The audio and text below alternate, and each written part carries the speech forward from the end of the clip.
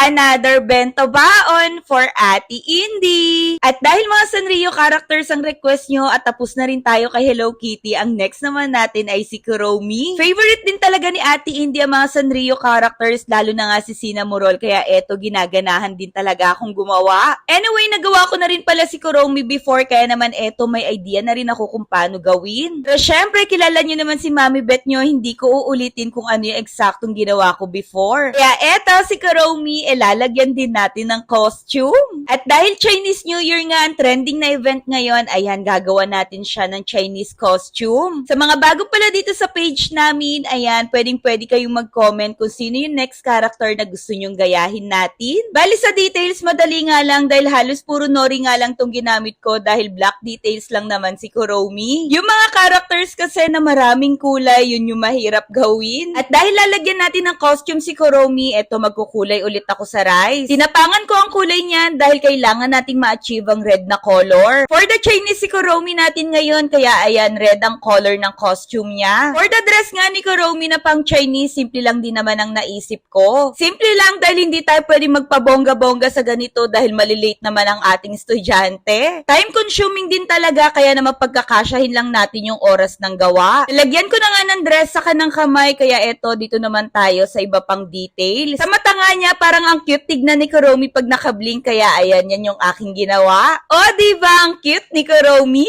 For the nose at yung bungo sa noo niya, ayan, cheese naman ang ginamit ko dyan. For the dress naman, para magmukhang Chinese costume yan, syempre maglalagay tayo dyan ng detail. Simple lang ang gagawin ko dyan at yan nga yung nakita kong peg sa internet. Nagpakulo nga rin pala ako ng hotdog at kinuha ko lang yung balat, tas yan, nilagay ko dyan sa tenga niya. At ayan, simple nga lang pero super satisfied ako sa nagawa ko today. At dahil Chinese New Year nga ang peg natin, ayan, gumamit ako dito ng makukulay na cupcake liner para naman sa ulam. Binago ko pala ang ulam ni Ate Indy dahil may gatas pala yun at baka naman masira. Pinaulam ko na nga lang yun ngayong breakfast. Chicken popcorn naman at itong hamang pinaluto niya. And lastly, naglagay lang ako nitong Japanese mayo. At ayan, i-flex na nga natin ang napaka-cute na si Kuromi na naka-Chinese costume. Tapos na naman tayo sa isang bento baon serye. At kung nagustuhan nyo tong video na to, follow nyo na rin kami for more bento baon ideas.